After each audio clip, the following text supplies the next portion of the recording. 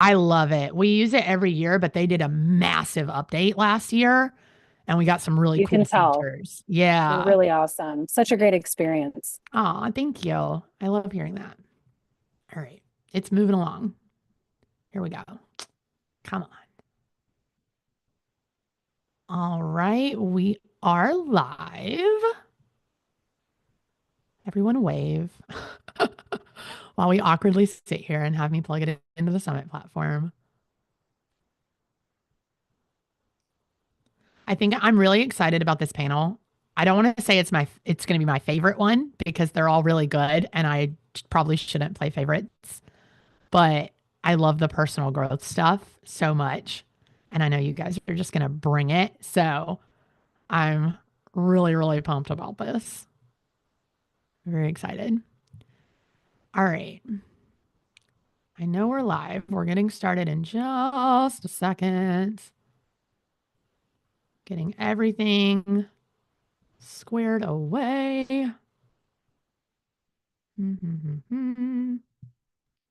Beautiful, beautiful, beautiful. All right. Here we go. Here we go.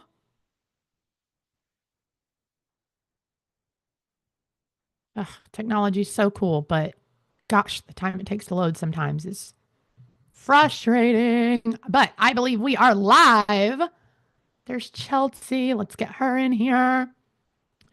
We are live. We are rolling. Welcome, welcome, welcome, everyone, to our final panel. I can't believe it. I cannot believe that it's already the last one. That's so crazy. This week has gone so fast. I don't know how it feels for you all. For me, on the back end, running everything, it feels like it's gone very quickly, right? So we are so excited that you're all here. Please pop your questions in the chat, our attendees, as we're going through, as we're talking about things. If you have questions that pop up and you're like, I just want to know our speakers' opinions on this, I need to get this out of my head, I need some help. This is your chance to get some real, in time advice from our speakers. So make sure that you're popping those questions into the chat and we will make sure that they get answered as we're kind of wrapping up the panel. So speakers, I think they've heard from some of you, not all of you quite yet. Some of you have sessions later this afternoon. So I'm going to let you do some really super quick intros. Okay. Like I said, they've kind of gotten to know you. So let's keep these like 10 seconds. My name is, here's what I do, super short, just to give them a reminder since there's so many speakers of who they're talking to. So, Michelle, we will kick off with you. And then Mindy, I'll have you go next. Perfect. Hi, everyone. My name is Michelle Lewis. I am a color psychology expert who specializes in branding, marketing, and personal styling. Hi, everyone. I'm Mindy Huebner. I'm a mindset and identity expert. I specialize in guiding high-achieving women to embody their authentic self so that they can redefine success without the patterns and habits that are holding them back currently. Amazing. Julie, in your pink. I love it. We will pass it over to you. And then Jen right after her. Yes, I do love my pink. My name is Julie Gracie. I am a women's business coach, and I love to help women take the gifts that they have deep inside and actually get them out into the world and help them manage their time and set boundaries around that, because that's something that I think a lot of women struggle with. So that's what I do. Hey, I'm Jen. I'm a financial abundance coach and a certified mindset coach. And what I do is I work with women to help them build a money plan so they don't have to worry about money anymore and can start living how they want to be living. I love it. And Chelsea, wrap us up, doll. Hi, my name's Chelsea Renee. I'm the ceremonial CEO. I help conscious leaders scale their business and trust their intuition with ritual, energetics, and strategy. Amazing. And we did have two other panelists. We have Amanda and Tess. So I think they're running a minute late. They may be joining us in a moment. So we'll have them do quick little intros if they hop in here.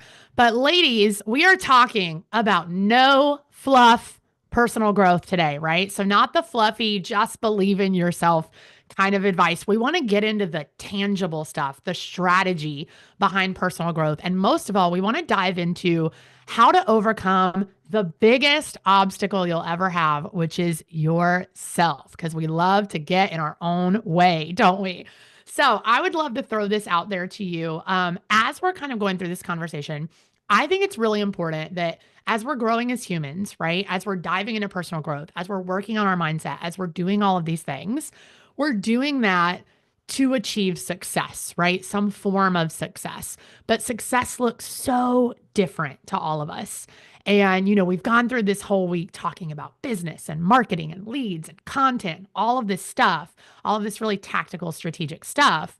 And I think we kind of can get in our heads that success looks like the 6-figure mark, the 7-figure mark, having a big team, having lots of customers, having a huge following. That's what success ends up looking like to us. But there's so many other definitions, aren't there? So I would love for you really quickly, as we're kicking off, to let us know what your definition of success is. What does success look like to you? And are you achieving it right now? I can start this answer off. So I feel like success looks to me is this baseline of being happy and comfortable with who I really am. Somebody, and I feel like a lot of people have experienced this where you're like battling with yourself, you don't know who you are, you don't have confidence. And so just being that baseline happy. And then of course, like having the time and space, I feel like there's abundance in so many forms. And I know you mentioned a few, and I think one can be time and freedom to have the space to do what you prioritize. I'm here with my son, and I know last Females on Fire Summit, I also had my baby on me, and it's just like the ability to allow all of you and it feel easeful and supportive. So I feel like that's success. And also waking up without an alarm. That's success. I love it too. I have to interject this really quick. I love it too because for those of you that did not get the opportunity to join us live and in person at our Females on Fire conference last year, first of all, you should totally come to Nashville this year. It's going to be really fun. But that's not what I'm plugging right now. Those of you that missed it, Chelsea was one of our Spark speakers, and she actually wore her baby on stage while she gave her talk. And so, like, if that's not your definition of success, I don't know what is, because how cool that creating this business and diving into this level of personal growth, like we're all doing, gives you the opportunity to literally walk out on stage and empower other women with a baby literally attached to your body. Like, how cool is that? So you mentioned wearing your baby during the summit last year, but I'm like, that was on the couch. You were live on our stage doing it, girlfriend. Like, it was so awesome. I'm happy to go next. I agree. Yes, Chelsea. Success also looks like contentment. It looks like time and space to lean in, to evolve. And it does look like freedom. Like freedom is one of my core values. So whether that's the freedom to take this in my home office or in the car, right? Like that location freedom is huge, that and leads into financial freedom. So each time a new level is unlocked that way, that success deepens and grows for me. I can go. I think for me, success looks like hitting the pillow at night and being super content and excited about how my day was, and that happening every night. Between, my schedule, my family, the person I showed up as, just kind of doing that reflection and being like, yeah, like life is great, and feeling that, not having the stress, the overwhelm, the worries, anxiety that comes sometimes.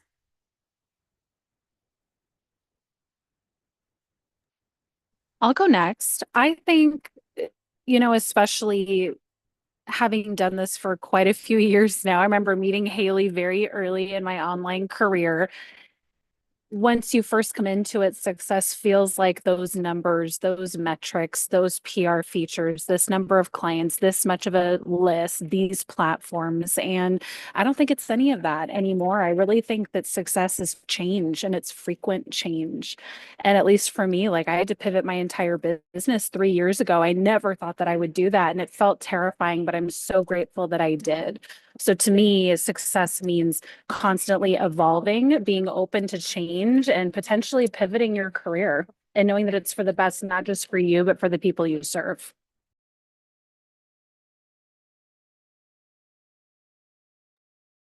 I definitely agree with that. And, success is different for every woman. What does it look like for you is different for the next person. I coach hundreds of women over the last few years, and it really comes down to the freedom to do what you want when you want. And it's a lot of that is around your time. And I teach women how to grow their businesses and how to make money, but the money is not the success. The money is a tool to be able to control your time and do what you want to do, eat where you want to eat, be with who you want to be with. And it's just like you said, when I go to bed at night and I lay down and put my head on my pillow, I don't have that stress. I can breathe and say, did I have a purpose today that was in line with who I am? And I have the freedom to do that because I have the money to make those choices. And again, all of that controlling my time. So it really, I agree with you guys. It really comes down to that freedom of choice in your life. I love that so much. I love that you tied that back to because you were talking about work-life balance in your session and getting that time back. So I that was a nice little plug for your session there, Julie. I love it. You like that? You like that? I like that tie-in. I like it, girl. I like it. I love it. And Michelle, to your point, I was watching when you did that huge pivot and shifted your whole business. And that's something I want to get into in just a second, because you've seen some massive success with that. We've got Amanda and Tess joining us now. So I'm going to let you, Amanda, really quickly, 10-second intro, because they haven't heard from you yet. They don't know who you are.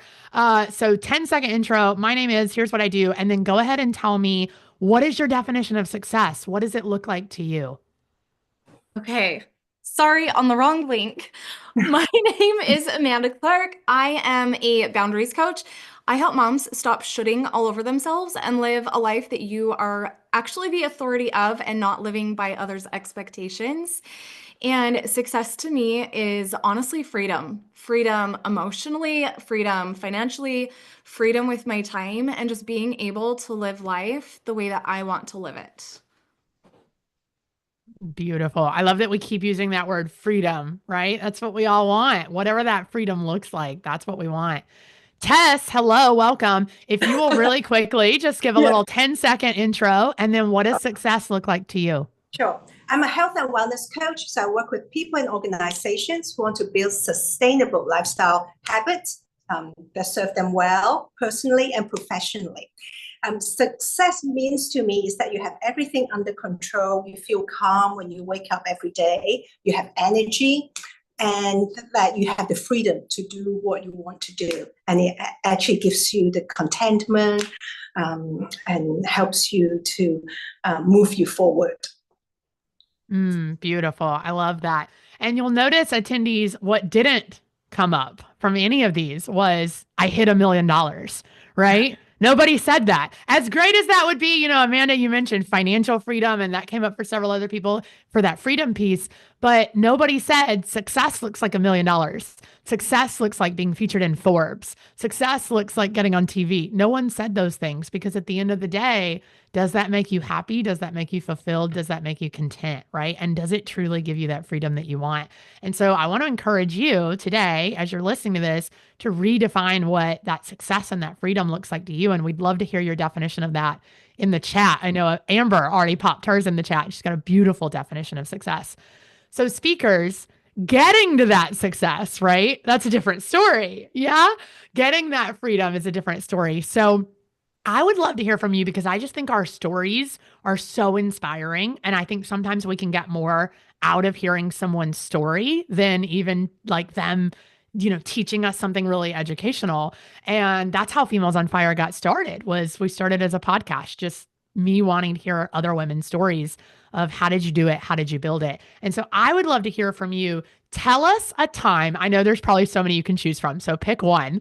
But tell us about a time that you had to overcome something that in the moment you didn't think you were going to make it through it. And you thought it was going to be the hardest thing or the scariest thing. And it actually turned out to be one of the best things that's ever happened to you. So that's the key, is not only that you overcame it, but that it ended up working out for you. Tell us about one of those times. I would love to share. I have one that it's really around leaning on other women. And it's a funny story. I had started being a stay-at-home mom, and I was going to do a mom blog. I started blogging. Okay. And then I went and took a course from another woman on how to pitch deals. And I said, okay. And I pitched it and I got my first deal, and they're going to pay me $500 to do a blog post. And oh my God, you would think success. Yeah, there was my $1 million. I was like, look at me go. I'm amazing. I'm going to crush this. And I got on, and I had a gal that helped me set up my WordPress site, and I couldn't figure out how to edit a photo that would go into, at the time, it was a little more detailed. Now it's super easy. And I couldn't figure it out. And I was spending all this time, but this post was due and I couldn't get it, and to spend all this time, I ended up laying on the floor, like crying, like, what am I doing? I can't even edit a photo. Who thought like that I could do this? Like, really, that spiral we go into when something that looked like a mountain, it was really nothing. It wasn't, but at the moment, it's such a big deal to you. And you're like, then the self-doubt just starts washing over you. Who do I think I am? If I can't even edit a photo, like why would someone pay me this? Like, what a loser. I mean, just down in this spiral. And then I laid there and I was looking at the ceiling and I'm like, who am I doing this for? And I'm like, I want to be able to show other women business. And if I photo down, okay, who do I need to reach out to? And it's always a who, right? Who? So I text the gal that helped me. I'm like, can you get on the phone with me and help me? You know, and she was like, absolutely, jumped on, and she's so gracious. This is where the power of community and the women got on. Let me show you. Show me how to do it. I did my post, and I moved forward, and I went on to make thousands of dollars and grew a massive business. But it's in that moment. It's one of those small moments usually that seems like it's a massive thing.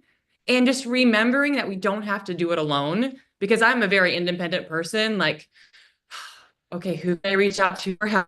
Because I ask for help is actually, you're strong because you leaned on someone else that are willing to help you. So that was mine. And it sounds ridiculous when I talk about it now, but I think a lot of women, especially that I coach, they have these same experiences where they have these small, things they can't overcome, and just reaching out to your community is really powerful.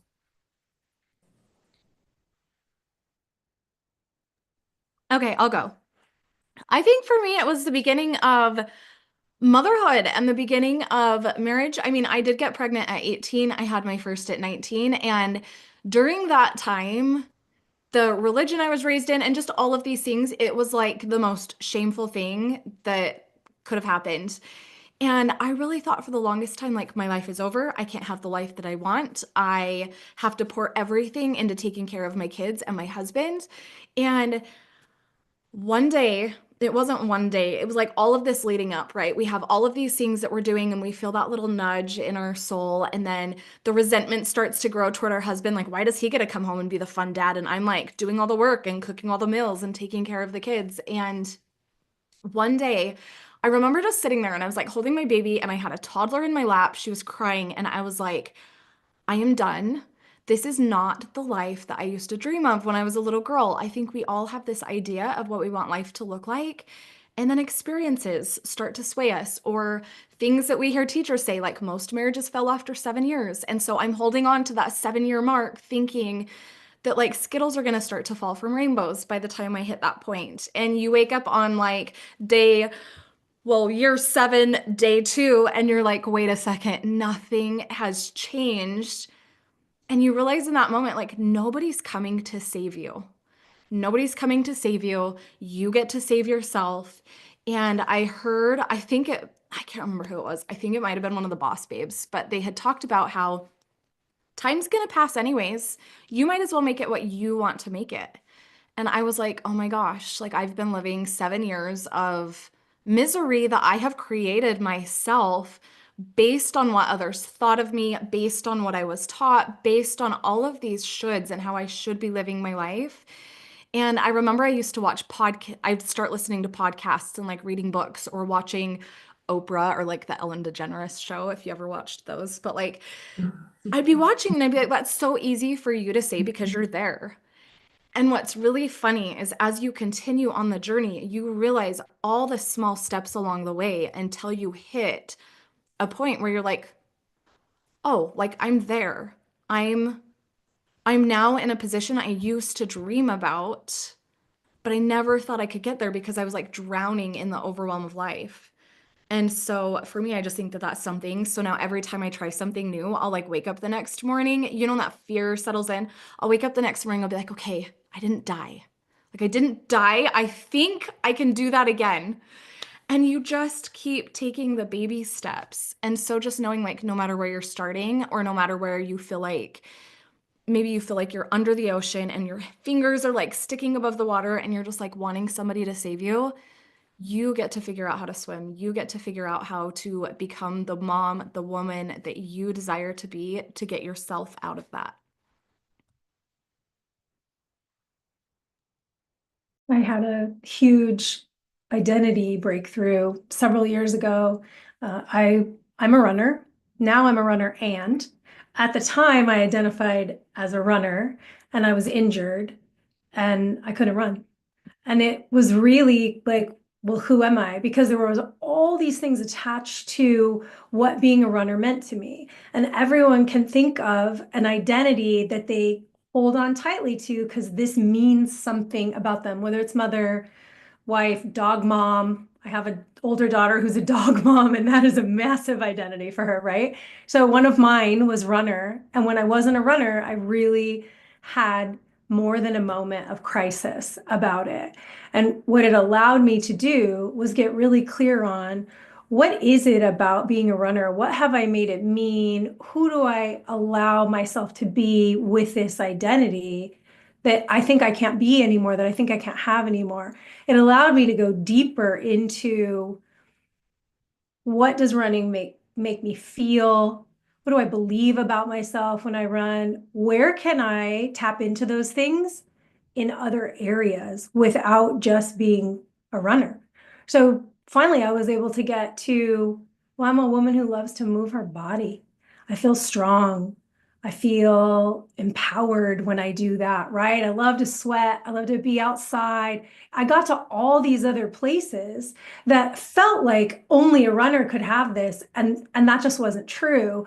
And what it taught me and what I already knew and came back to was when we have an identity that has turned into a box, it is timed to get really clear on how can we allow that identity to expand, because we get to be more than one thing and we get to be layers of that thing. And that was a huge moment for me, and something that I see in clients all the time is who are we being and what are we making that mean?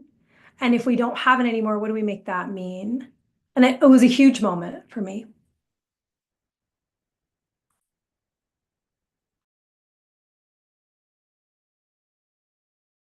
Who else has a inspiring story of where you overcame something that you didn't think you were going to make it through, but it came out to be so good for you? I can share. So when my husband and I got married, we had 2 babies, bought a house, and I left my full-time job in the span of just over 2 years, which all of these things were really, really great. And I felt the blessings just like showering upon me. However, it made us live paycheck to paycheck, which I really hadn't done before. I felt oftentimes that we were living in lack, that like we were never going to be able to go on vacation. God forbid if we had to go out to, or if we wanted to go out to eat, it was like moving money from this account to that account to try to make everything jive. And Now I know that God used those experiences to help me become a financial abundance coach, because now I'm able to help women pass that. And that's only one of many examples that we went through in like our 15-year-ish trying to figure out the whole money thing. But looking back, what a blessing that all of those crises in the moment were. So it's really interesting. This is such a great question, Haley, because oftentimes I feel like we go through the thing and then we don't reflect to see how God showed up there, or how grand it made us, or how we were able to impact other people with that struggle or that challenge. And so thank you for asking this, but that is one of my stories for sure.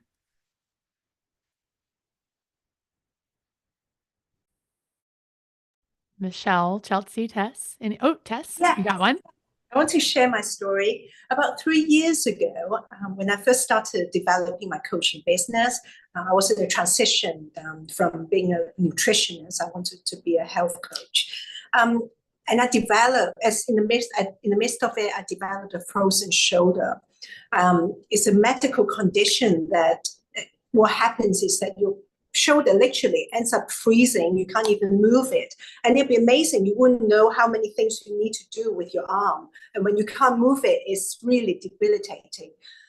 I've always been a very active person, so that was really important to me. And I just felt depressed. But at the same time, I had faith. I knew that I could find a solution to it.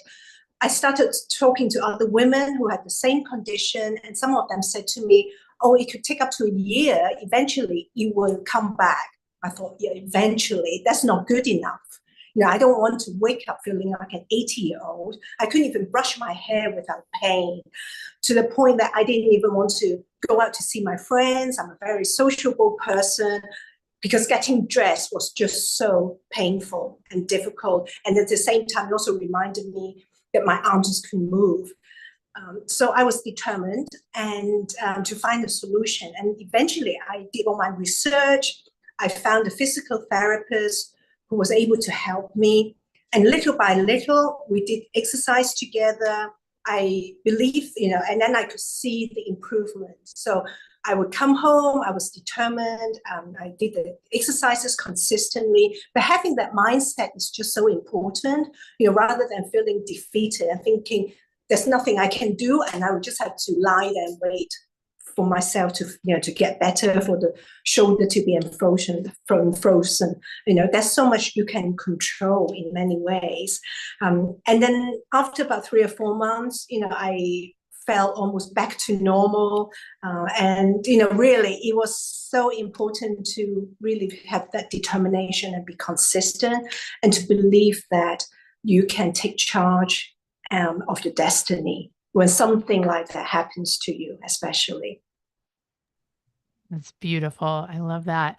Michelle, I know you have a really inspiring story, but I do want to preface what we're about to say with just a little trigger warning. So Michelle's going to mention some things about pregnancy and miscarriage. If that's very triggering for you, I'd encourage you to click away to another page really quick, come back in about 2 minutes. But it's such an inspiring story. I'd really love for you to share it, Michelle. Thanks, Haley. And of course, I think it's such a wonderful opportunity to talk about this with other women, because I think, especially when it comes to miscarriage, there are so few resources and so few people talk about it, because our society's been conditioned not to talk about it. So I'm happy to talk about it, just because it was such a powerful experience for me. So I started my own online business in 2016. It was called Visibility Vixen. It was all about visibility and publicity. I grew that and grew that and grew that. Was starting to feel a bit stagnant, a bit, what else am I going to talk about? A bit, lost. And COVID happened. We all came home. My husband came home from California. We just settled down in Idaho, and I finally got pregnant. I had been having issues getting pregnant and dealing with an autoimmune disease. And so it was kind of a miracle, and got successfully through first trimester. And then in second trimester, had the miscarriage. And it was so, of course, every woman knows, such a painful time, so terrible, so few supportive resources. But it really made me understand that I no longer had joy in what I was doing.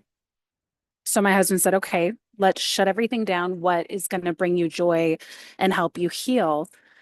And as silly as it sounds, I had started looking around at different elements of color psychology, color and healing, color therapy. And I said, I honestly think I just need to study color.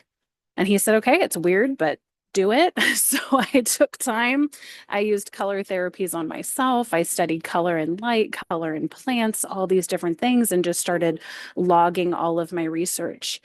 And by completely focusing my pain on a purpose, transformation really started happening in my spirit because, like Amanda said, no one's coming to save you, and people can only grieve with you for so long, and you can only stay in grief for so long. So I had to try to build a bridge that was a further purpose in my life that God gave me. And of course, like, do you ever forget? No, you don't, but you move forward. And so that's what started me writing my book, Color Secrets, and pivoting my business entirely into color. And I think what was so beautiful about that is I had a lot of support from fellow female entrepreneurs that were like, yes, you have to do that. Haley was one of those people. Ellen Yin was one of those people, encouraging me to fully just dive into that. And the blessings have been wonderful. And we can talk about that later in the talk if you want to. But I think that's one of the biggest things that's really hard, I think, for fellow entrepreneurs to talk about is like sometimes life is so impossibly hard. And there's pain and there's grief and there's personal struggle. A lot of female entrepreneurs deal with autoimmune, chronic pain, different issues. And so they start their online business because they can't necessarily work a 9 to 5. And that's one of the beautiful things that we can do. So that is part of my story and how I was able to turn something very painful into something that became blessed. Thanks for letting me share. I love that so much for one really big reason. And it's something that I kind of saw in all of your stories in some form or another. And it's that you didn't take the bad thing, right? The thing that happened to you, the thing that hurt, the thing that was painful. You didn't take that and go, "Oh, this was good for me because of XYZ. This was a good thing." You didn't reframe it that way. Instead, you reframed it as, I got to take the pain from that. I got to take the strength that I had to gain from going through that and put that towards something good. Right. And I think a lot of times we go through these hard things in our life and we go, "Oh, it's a mindset thing now. I have to reframe this or I'm never going to be happy again. I don't know how to get through this grief. I don't know how to get through this pain. I don't know how to deal with what I'm dealing with." And sometimes we hear those people that they mean well, right? But they just say all the wrong things. And they go, "Well, you just need to wait because this will turn into something good for you. Or you don't know why you're going through this, right? It's going to end up well." And it's like, no, the bad thing that happened isn't just going to suddenly turn good, right? But what can you take, whether it's the strength that you gain from that, the resilience of standing back up, something you learned in the process, or turning that pain, like you said, Michelle, into a purpose and putting that towards something else that can impact somebody else, right? And Michelle, that's what I love so much about your story. And it's so funny because I knew you during Visibility Vixen and you were great at that, but it was, it was just kind of like, "Oh yeah, she runs Visibility Vixen." And now it's like, "Oh yeah, Michelle's the color girl and she's so good at that." And it's so fitting of you. And so it's something so much better than, what you were creating before, right? And so it's just, you all had those very beautiful stories. Mindy, you were saying, I identified as a runner, right? But now I'm a runner right? Now I get to be other things too. And it doesn't mean I'm not a runner. It just means there's more to life than just that. And there's more to me than just that. And so I love all of your stories because they all kind of emphasize that, we get to be more than one thing. And yeah, we go through hard things, but we can take that and turn it into something else, right? So that kind of leads me into, we're talking about bad experiences, but I want to talk about those things that pop up for you day in and day out. So I want to hear from you. What is your mindset vice? And what I mean by that is, are you the person that deals with imposter syndrome? Do you deal with comparison? Is it those thoughts of like, I'm not good enough? Is it like a, self-awareness thing for you? Like, what is your individual mindset vice? And what is your practice or your process that you go through when you start feeling that flaring up? So I know for me, I am not an imposter syndrome girly. Like, I don't deal with this at all. And I sound like I have a huge ego when I say that, but I have never been like, oh, I don't know if I'm capable of that. I'm like, heck yeah, let's go. Let's try it. Let's see what happens. But I'm really bad about feeling like I should be farther along. And I get those thoughts in my head. And so I would love to hear what your thing is, what your vice is. And more importantly, how do you overcome it when it starts to flare up? I can start this one off. So this is something that's been more and more prevalent recently for me. I have a little over a 1 year old, and like coming back from having periods, like I feel like my hormones have been even more intense than ever. And so during certain cycles of the month, my negative self-talk has been amplified like crazy of like, oh, like I can't do this, or who am I to do this, and all of the different like, or a lot too of like, how are other people seeing me, and how am I being perceived, and am I being perceived in the way that I want to be perceived? And honestly, the thing that has been supporting me the most with this, because I have my tools and I love them and I lean into them too. But one of the things that's been supporting me so much has been leaning into my mentorship and my mastermind spaces and my biz besties, and literally just naming it and being like, even when it's uncomfortable, like I literally just told my business bestie, I'm like feeling this kind of way. I think somebody thinks this about me, and it's like totally delusional, totally not true. But like just speaking to it, it was just like, oh, well, I just needed to let that get out of my body. And even like me saying that, realized how untrue that was, and that it was just this spiral. And so I guess leaning into community, leaning into mentorship, and like actually allowing all of yourself to be expressed, even the weird stuff that can come up.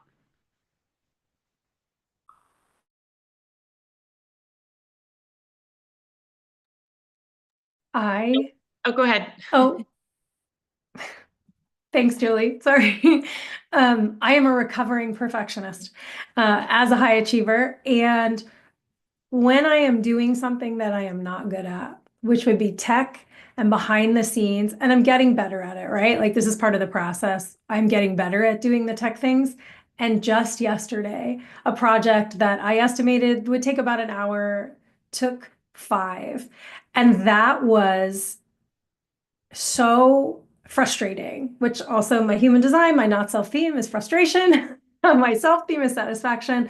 So when I find myself super frustrated, that perfectionism can come in like, why aren't you figuring this out? What is the problem? You can figure anything out. That sort of self-talk, like Chelsea was talking about, and it leans in that perfectionism. And the number one way for me to get out of it is support. First of all, walking away from whatever the thing is that I'm doing, that I'm having this not great conversation with myself, thinking I need to be perfect in all the things, because I can't be great at everything. None of us can be great at everything. And so walking away and leaning into support, whether that's actual tech support, like I have friends that is their zone of genius, right? Or just support, like Chelsea was talking about, going into biz besties and communities and saying, I just need to like dump this so that it's out and I can look at it for what it really is. Mindy, I love that. I'm with you on that. It's that the techie stuff, and it takes me to a place where I am not in my highest vibe of energy. And Chelsea, I remember last year on that, I think the same sofa with the baby. It's good to see you again. But I had the same thing, was you're trying to do something and you have your little one, and it's like those emotions come in and your hormones are going, that's where I was when I was laying on the floor staring at the ceiling trying to do a blog post. So I totally get that, and it's challenging, but a lot of this too is, who do you lean on, right? Okay, I think we try to do a lot ourselves. Like I can do all these things. And one thing that it's funny because I coach it, but I have to look in the mirror and teach it to myself. Just because I can do it doesn't mean that I should. Am I going to be the best person to do this? And my struggle is leaning on other people to do things for me because, again, raised very independent. I can do it. And well, I can do this task, but is that really the best choice for me to do this task? And it will overwhelm me. And my experience has been trying to hire assistants and VAs and trying to delegate, and then they're not getting it done. And then what does that reflect back on me?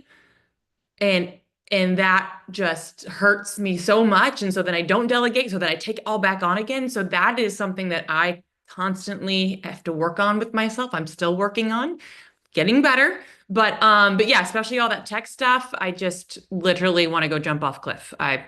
Not the space for me. Okay. I think for me, mine comes down to like life stuff too. I think that sometimes I have a fear of like how people perceive me. So I actually have like my little note right here that says, I am safe to be misunderstood. Because I think that a lot of times we get so afraid of what's mom gonna say or what's my sister gonna say or like whatever. And it's when we are leaning into that, we are not the authority of our life. We are living by somebody else's expectations. And so for me, breath work has been a huge one, identity shifter, but two, to be able to release that energy and just really come back to myself. Because I think a lot of times as humans, we're searching for external validation. We're looking for somebody to give us that nod and be like, yeah, it's okay. But when we come back into ourselves, so sometimes I'll do this through breath work, through journaling, I'll actually like listen to people that I really are inspiring to me and try to like embody the energy they hold. Like, how does she think about life? Or even ask your highest self, like, how does the version of you who is living the life that you desire to live right now, what did she have to believe about herself to get there? What did she have to let go of? Because the version of you that you are right now will not get you where you need to go. And so tapping back into yourself, and I think sometimes we get these ideas and then we'll ask somebody, which I think is a huge mistake in the beginning. Don't ask anybody who's not in the arena. Like, just don't. Because if you ask your mom, she's always going to have an opinion. But a lot of times, what our parents or our friends or whoever we decide to ask, they're just projecting their own insecurities and their own fears onto you. And it really has nothing to do with you. If it comes from you and it feels inspired, it is in your soul and it was meant for you. But if you start asking other people and searching for that external validation because you want to know what they think, it's gonna start to sway your decision and then you're never really living life for you. So come back to you in whatever way feels good, whether it be meditation, breath work, journaling. Always come back to you and decide from a place of like full empowerment first, and just don't mention it to other people until you put it out there. 100%, Amanda. I remember, especially in the beginning, talking to people about color psychology, and people that were somewhat in the arena could understand it and say it was great. Everyone else, it was blank stares, including other entrepreneurs. They thought I was nuts. They're like, you are going to fall flat on your face. So I think that's incredibly accurate, that like whatever's given to you, just kind of keep it there for a minute, pursue that. That's what God's putting on your heart. No one else is going to be able to understand it. That's why it's been given to you. And your job is to decode it so other people can understand how that new concept can help their experience. In terms of what I deal with, it's definitely task overwhelm. Especially if you don't have a large team. Even if you have a large team, I mean, I remember when I had 5 people and I felt even less productive than when it was just me because of trying to delegate, like Julie said, and it goes wrong. So when that happens, my instinct is to retreat. And I know that that can be bad in terms of like closing the laptop and running away. So what I started doing, especially after studying color, is I started structuring those retreats in a way that would actually replenish me. The NIH, which is the National Institute of Health, says that even being exposed to green spaces can reduce stress-related anxiety and anxiety-related illnesses by 55%. So incredibly huge of just being exposed to the color green. So for me, that's what I started doing really strategically, going here, going there, purposely resetting myself and then coming back. Because if we're in a specific energy, it's impossible to change it without a fresh perspective and disrupting that energy. So for me, that was really, really important. Oh my gosh, all these are so great. Mine, I think, is wondering if I'm doing enough or if there's something more I could be doing to create more impact or to move the needle faster or stronger or higher. And when I catch myself here, there's two things that help me. Is one of them is to reflect and remember how far I've come. And then the second thing is to pretend like I'm treating myself as a friend or one of my clients. And how would I respond to a client or a friend who is coming to me saying that she's feeling like I feel like I'm not doing enough. I feel like I could be doing more. And so if I can take myself out of the equation, it can be really, really helpful. And for me, again, yes, I struggle with feeling that I could do more, I could be better. Being a perfectionist just makes everything very difficult. But then I think it's important to actually look back at all the successes that you've had, how you have come a long way, and from going from A to B. And the other thing I do is actually a physical thing, maybe go for a workout and just take your time, off it. Deep breathing exercises definitely work. There's breath work helps, going out for a walk in the park. And the other thing is that I particularly like dark chocolate. So that actually helps to distract me, gives me that moment of happiness. I find all these things very useful. Okay, I think that's my favorite answer. I know I'm not supposed to have favorites, but like chocolate, heck yeah, like that's the way to go every time, right? I love it. Um I love that you're so real for that, Tess. She's like, I eat a lot of chocolate. Like I leave chocolate out for myself and it helps. You're so real for that. I love this so much. And we got a question from Amber because several of you were kind of talking about the delegating piece, which I think is a really, it's an important part of business, but it's an important part of your personal growth too, because whether that looks like hiring a team or outsourcing or just finding the right tools and systems to help you delegate out some time and save yourself some time. It's an important thing to keep yourself mentally stable while running a business, right? And not overwhelm yourself like you were talking about, Michelle.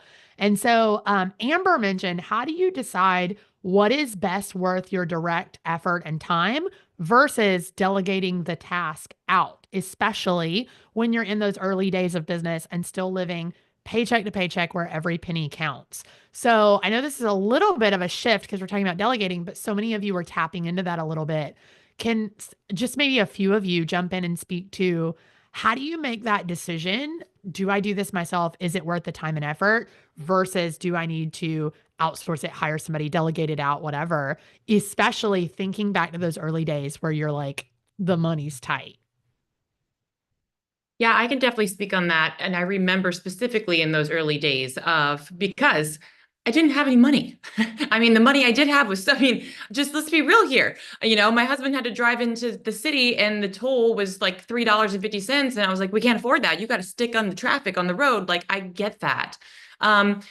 So when you're working, and I do this from a time, energy, and money standpoint of, do you have money to delegate something out? Okay, what? So for me, I think of business was like, okay, I need to hire someone that's going to make an impact in my business.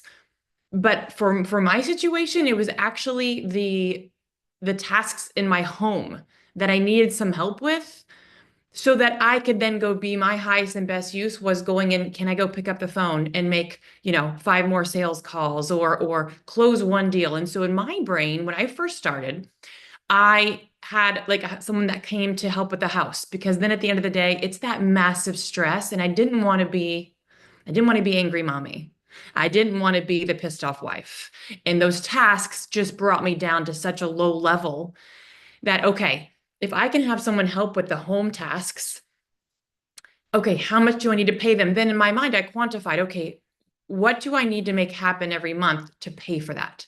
So, and I didn't feel when the housekeeper would come, that was literally my block of time. The housekeeper's here. I'm going to go in my office and work. And it was so focused of, this is the time I go in and I'm going to make sales. I'm going to reach out, email. And, if I could go sell something and make, whatever your product is, $100, $200, whatever it is, but I'm paying that housekeeper, less, let's say $50 an hour. So, you know what I mean? You can quantify it that way. So for me, I needed to make sure that I felt good paying for that. But then it just got to where I would come out and my house would be clean. My sheets would be changed, the toilets, the bathrooms. And it was like God himself just visited my house. That's how it felt to me. So for me, that was like, he has just blessed me with the holy water. And it took so much stress and energy, but that was what I delegated because that worked for me. It maybe did something different for someone else, but that's where I started. So I could go and be this businesswoman. And then in the evening, I was happy mommy. My house is clean and I didn't have to do it. I was happy wife. When my husband came home from work, I was, there with a glass of wine. Hey, how was your day? Like it just made everything, but it affected all of my life. So you have to see what is that in your life that takes those low level energy that brings you down, and maybe something in your work. But that's how I started when I was, first starting out and didn't have the money to do it. So hope that helps. I think that So great. I'm so sorry. I just think that Julie just needs to be all of our best friends just immediately. That's hilarious. Go ahead, Chelsea. Yeah, I agree, Julie. I really agree with the outsourcing things that are just supportive so you can do the business totally.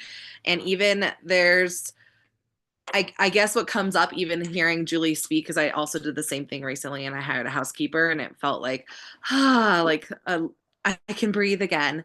But if there's anything in your business that is feeling so like annoying and crunchy, it's actually not putting you in a vibrational frequency that's going to support all of your business. So that's, I think, a good indicator of when you should be possibly outsourcing things. It's not just like the time, it's like how you feel about it, because you don't want to start feeling that bitterness, that frustration towards your business because you have to be doing something that you don't like and you don't want to do. But I think the question about delegation specifically is really a question about leadership. And I'm right now leading a team of women, and like, for instance, there's one, like it's a certification program and they're building out this certification program. And I'm like, I want to get my hands up in there. But I'm like, oh, I know these two women that I put in charge of this are masters at this. And so I know that it's like going to be too many cooks in the kitchen. And like, why, like, I guess it's really like empowering your team and trusting that the people that you're putting in place to support the grand vision, like that you put them there for some reason. Because I think as so when you're starting to hire somebody, you want to like kind of watch over their shoulders and be like, are they doing it the way that I want to be doing it? And while like there might be a little bit of an onboarding period, of course, it's really about starting to lean back and trust and be like, okay, I know the things are going to get done. So that's the whole other edge part of stepping into that role. Do I have? Oh, Go ahead, Amanda. Go ahead. Okay, thank you.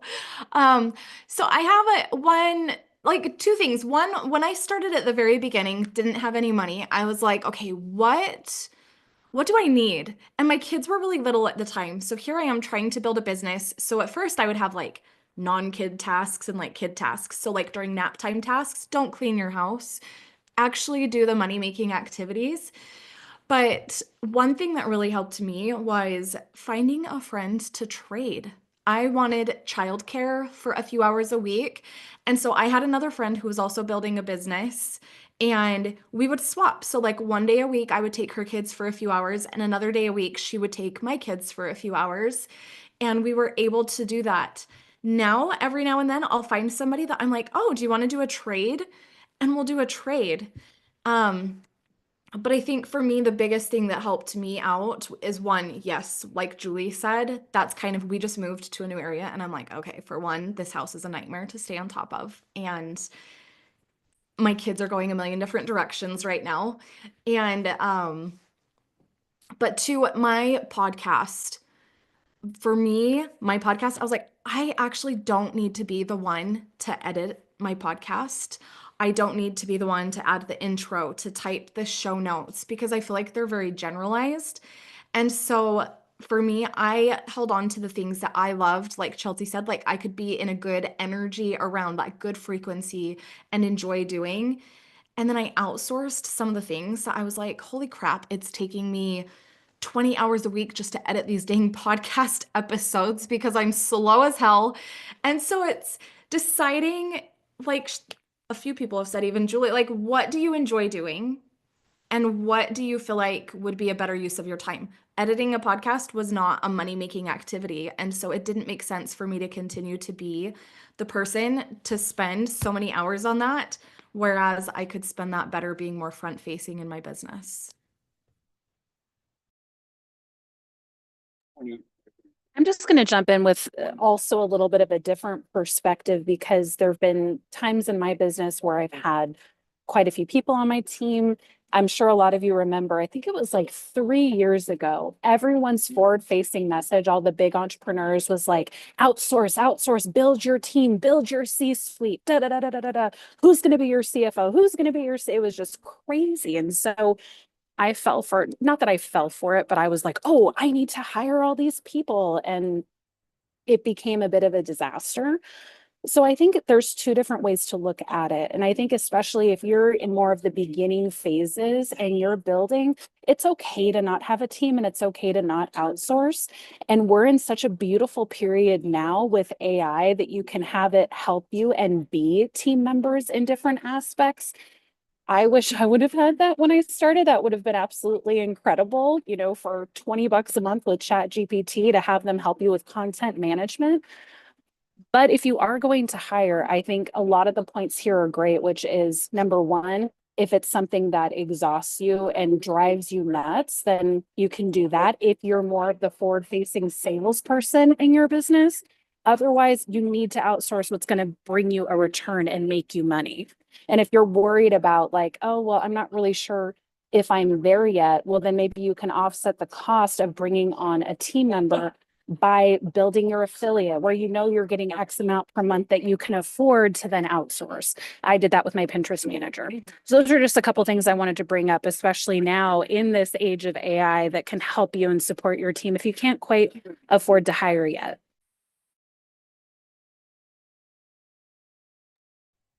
Anybody else final thoughts on that delegating piece?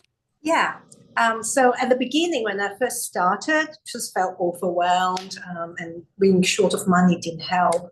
But then I decided I wanted someone to help me with running my website because it was just too overwhelming. Not a technical person, and it's something very important that needs to be right.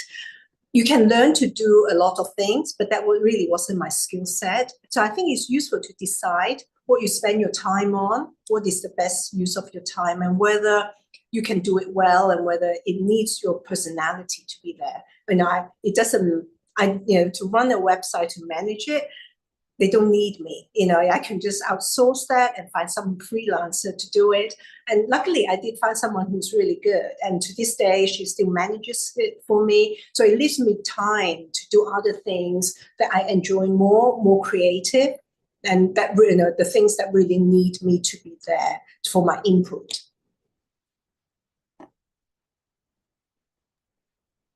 I love these so much because the root of everything you guys are saying is a mindset reframe, right? It's delegating, it's outsourcing, but it's reframing your mindset. Julie, you were talking about, I went in and I quantified it. Like, what do I have to make to be able to pull this off? And that's just a reframe of, oh, it's not that I'm too broke to be able to afford this. I just have to go out and find that money. It's there, it's somewhere. I just have to go find it. And, Michelle talking about the hiring a team piece, right? It's like, how do I reframe my mindset of everybody's telling me that I need to hire a team, but that's not actually what's best for me.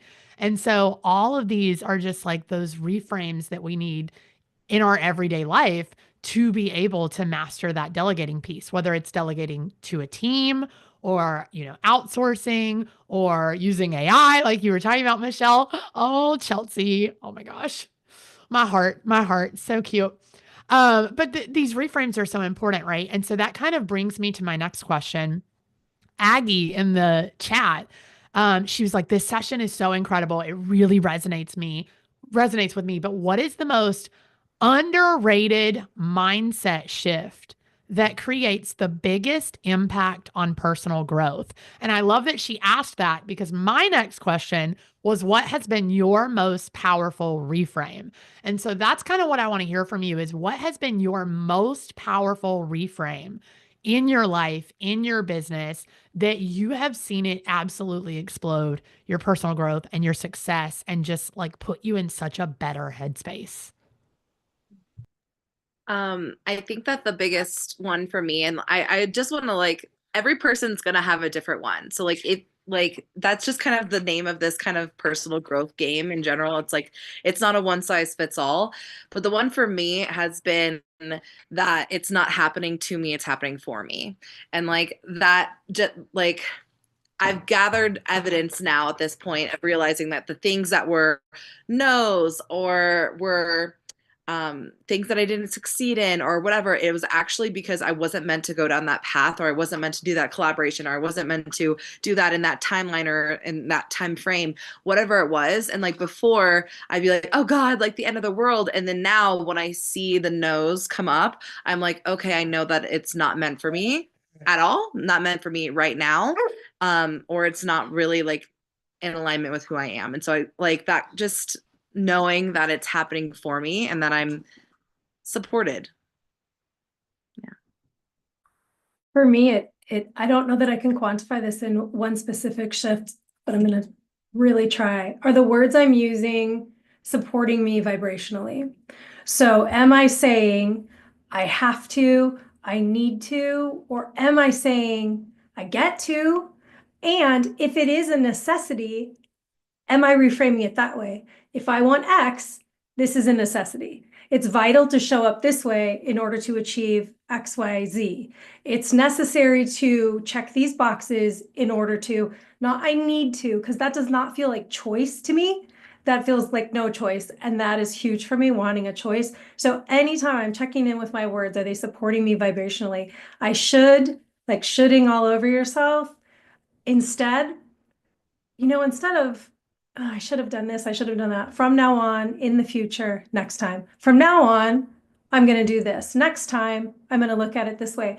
That vibrational shift, that energetic shift, that space shift is everything for me. The last one I use all the time is getting rid of but and using and instead. Because the moment we say but, typically we negate the sentence that came before it. Typically, not always, typically. And it ends that conversation. But is like a slamming door, and is an open pathway to walk on. So instead of saying, well, I really hear what you're saying, Haley, but I really hear what you're saying, Haley, and all of a sudden now there's just this huge expansion. I feel, oh, you go, Tess. No, go ahead. Sure.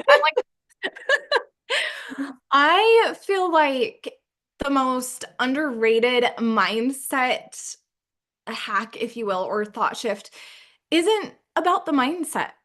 It's about somatic work. It's about who you embody within, because it's really easy to change our thoughts. It's really easy to be like, shift this, shift that, right? To just simply change a thought. But if our body isn't on board with the belief behind that thought, we find ourselves getting back into the same patterns, the same habits, because your body's not on board. And so for me, it was like, who do I need to become? And what did that person believe? So again, going back to like, if you think about the highest version of you and what she needed to think about life, what she needed to believe about herself, all of these things need to take place, but also the things that she had to do. What was the work that she needed to do to get there?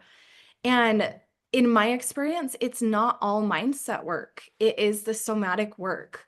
When I was hitting plateaus in my business, the biggest piece that broke me through was breath work and being able to release some of that energy. We all have trauma, right? Like big T trauma, little t trauma.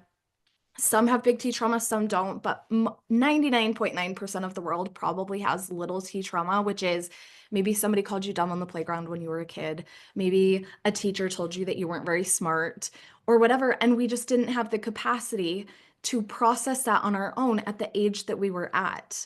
And so that gets stored in our body. So as we now go and we try to build these businesses and we try to be like, I'm the mom that's like the CEO and I'm going to kill it and I'm going to be an amazing mom, your body's like, you don't really believe that. And it kind of sucks you back into some of those like shame spirals and those old habits and patterns that come up, because typically a thought will lead, but then an action follows the thought because it creates an emotion within us. So let's just say the emotion is fear. Well, we're not going to take the action that we need to take.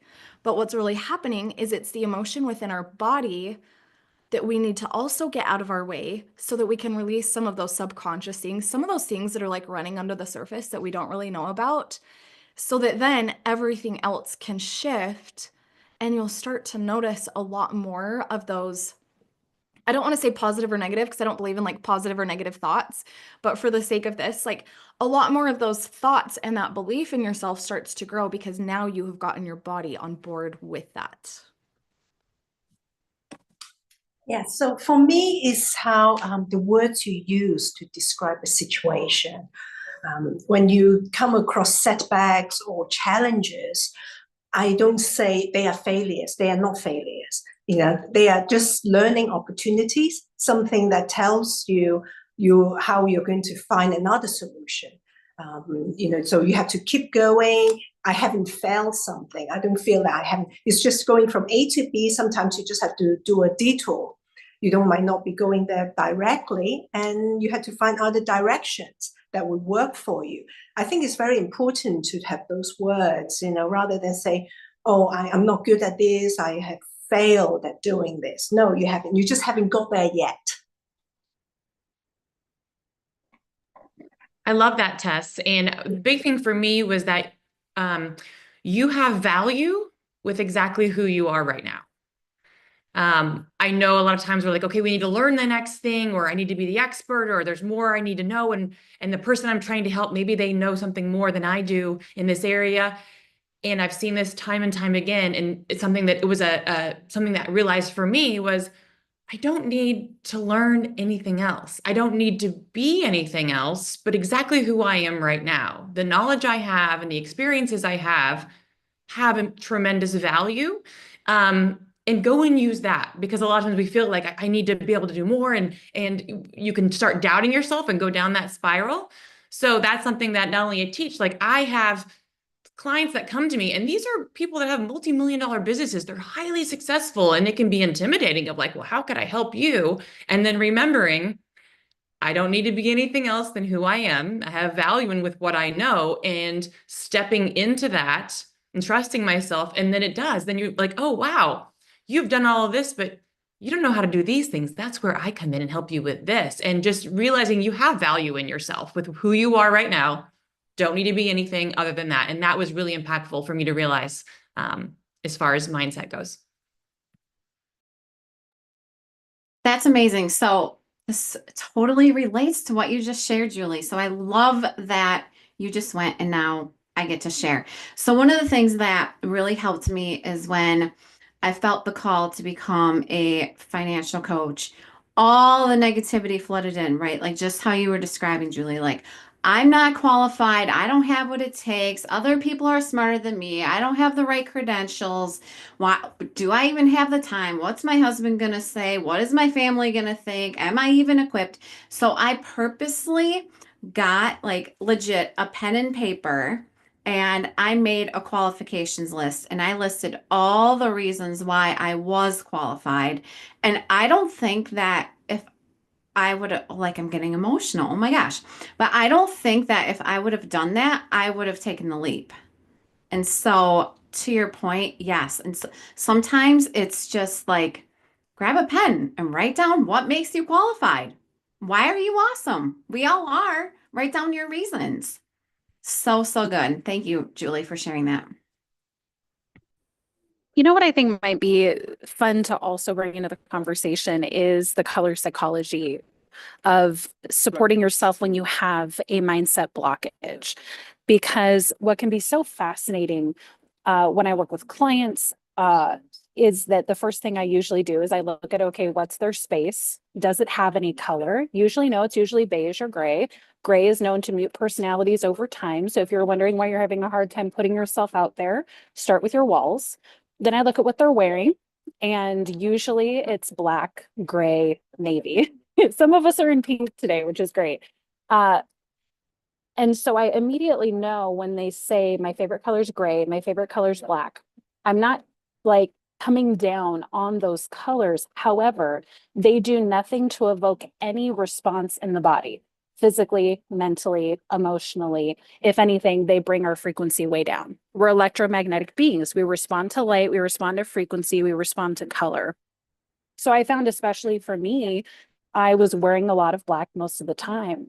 When I started changing that and going, okay, today I need a burst of energy and I need to have a little bit of bravery to take action. I need red or I need magenta. I need to kind of wake up my mind a little bit. It's feeling a little bit clogged. I'm wearing yellow. However, people with neurodivergence are going to have a more negative response to yellow. So certain clients that were feeling like way too overstimulated and overstressed, it wasn't necessarily a mindset problem. It was too much of a color excess. So especially for me, it was really helpful to kind of put those pieces together. Of course, I'm not saying we don't have our mental blockages. Like I do emotion code and body code all the time to get those things off of me and to adjust my perspective. But sometimes starting by looking at our environment, and if we're strategically supporting ourselves or blocking ourselves with color, can be a huge help as well. I love that too, because that's just not a piece you like most of us. I know you would because it's what you do, but most of us, that's not something we're normally thinking about, right? We're going back to the I'm not good enough. It's something wrong with me. It's this, it's that. And sometimes, like somebody joked in the chat earlier when you were talking about the color green, they were like, go touch grass. Like sometimes we just need to go touch grass, like, And so, Amber was saying she's a purple lover, but her space is all plants. And so she's, that sounds so cozy to me. Like I'm already picturing Amber's place and it's really cozy. And so I love that piece of it because it brings you a little extra something that you maybe don't think about when you start getting in that, like Amanda was saying, the shame spiral, right? Of it's something wrong with me. Jan, I also love what you were saying as kind of a follow-up to Julie's about like just really finding what's already within yourself. I know, Julie, you mentioned that. And then Jen, you talked about making that list, right? And I love the idea of the qualification list because something that I say a lot in one of my keynotes that I give is believe in your ability more than you believe in your excuse. And one of my favorite speeches of all time, if you've never heard it, you need to go listen to it. I don't care if you like this guy or not. You've got to go listen to it. It's Matthew McConaughey. He gave a speech at a college graduation called The 13 Truths. And it's about 40 minutes long. You can find it on YouTube somewhere. It's my favorite speech of all time. And one of the things he talks about is we all have two lions within us. And the one that succeeds and the one that does better and the one that roars loudest is the one that you choose to feed the most. Right. And so we can feed that ability and we can say, I'm already qualified. It's already within me. I already have enough.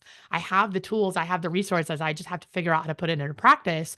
Or we can feed the excuse. And if you're looking for excuses, you're always going to find them. You are going to find what you look for. And so I love that that was kind of a root piece of what every single one of you said was you've got to kind of come back to yourself and what do I already have that's going to serve me? And maybe that's the community around me. Maybe that's my environment. Maybe that's a personality thing about me or a skill that I have, a qualification that I have.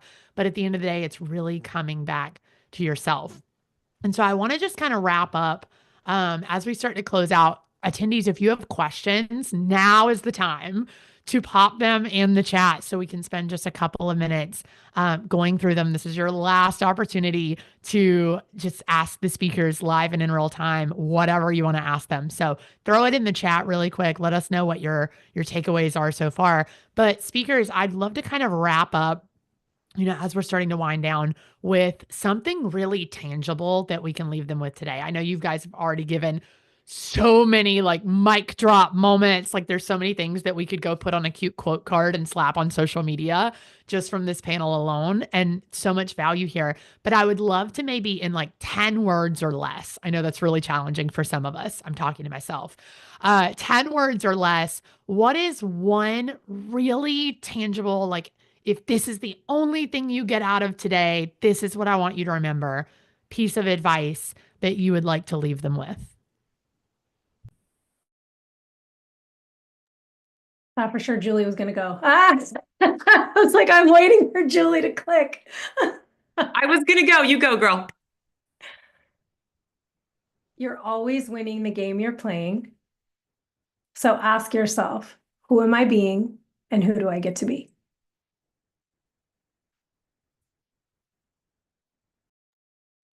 I love that, Mindy. And so mine is very simple as well as, why not you? Why not you?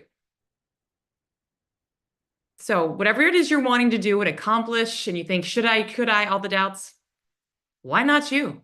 Let's go. Do it. Well, mine is a bit more practical, but at the same time, it affects every aspect of your life. Get adequate sleep. When you don't sleep well, it affects your mood, the way you feel about everything, the way you react to other people, and and how you have your mindset. So it's important to feel rested every morning so you can get going. For me, it's ask yourself, but what if? Whenever those doubts creep in, I always like to go to like, oh, but what if I did make $10,000 today? Or, oh, I could make $30,000 next week. Like, kind of start to play in the world of possibility versus allowing that doubt to continue to play out. Because I think that sometimes that will start to build some of that energy within you where it will naturally start to flow and put you vibrating at a much higher frequency.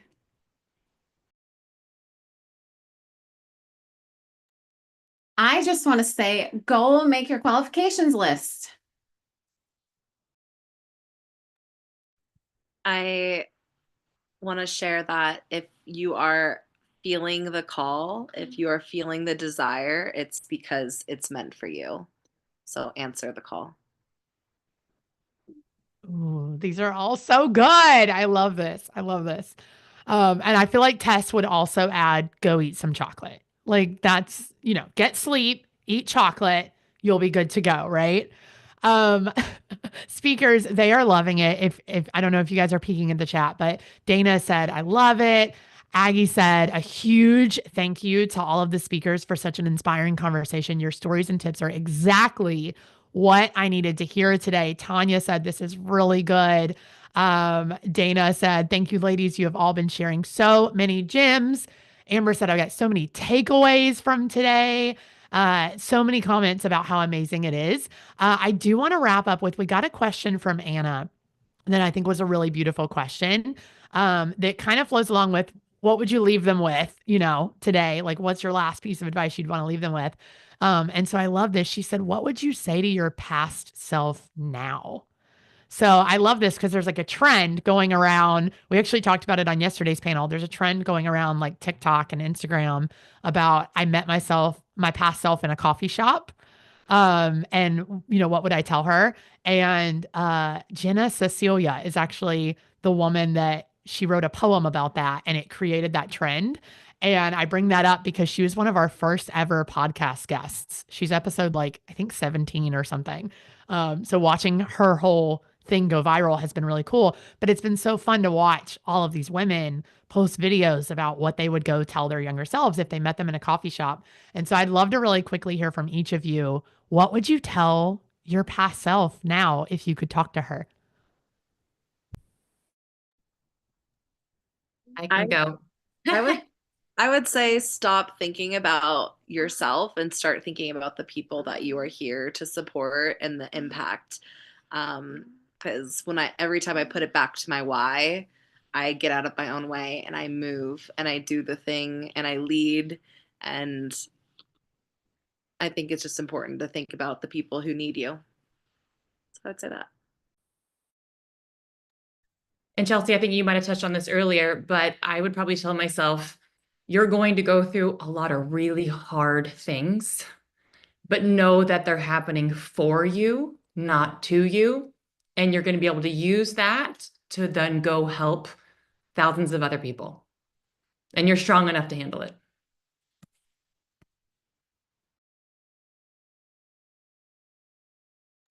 I think something that's really powerful is to kind of ask yourself, if you look back at that like younger version of you years past who is sitting in her doubt, if you tap into you, what did you want to hear at that time? And can you offer that to yourself?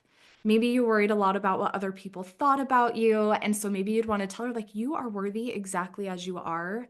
And you are so powerful. And it's okay to be misunderstood. But I feel like when we go within, we can always go back and tell that version of ourselves what we needed to hear. And it's super powerful to do it now too, because it's only helping to heal that inner child within you as well. Because she's still here. She's the one that pops up and gets in your way. I call them the little gangsters that are in us. But if you go back and offer her some love and let her know that it's okay, because all of these things that pop up are just here to, they were there to protect you. And now in the phase that you're in right now, she just doesn't know that you're an adult and that you've got her back. I think for me is I would say to myself, have that curiosity that's going.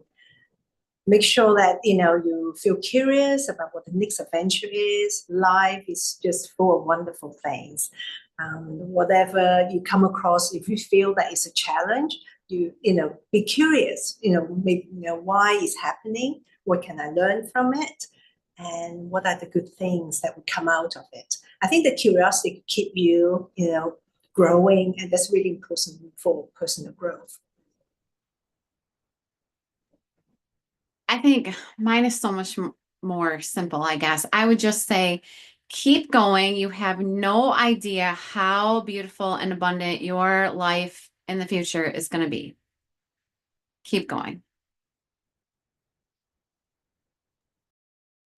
I would tell her, you've always known who you are. Keep believing in her.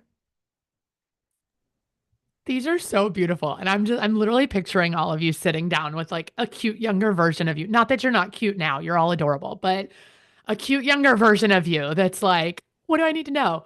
I'll throw in, just because no one said it, and I almost expected one person to say it, but you all offered such beautiful perspectives. I'll throw in mine, which is I would tell her absolutely nothing. Because if I tell her anything, she might change something that she did. She might do it differently, and she wouldn't be right here today exactly as she is. And I think that's a really beautiful perspective that, we're constantly like, I should have done that better. I should have done this. I wish I had known this then. I wish I had had this then. And I'm constantly thinking about that. I was really into physics back in college. I loved like quantum mechanics.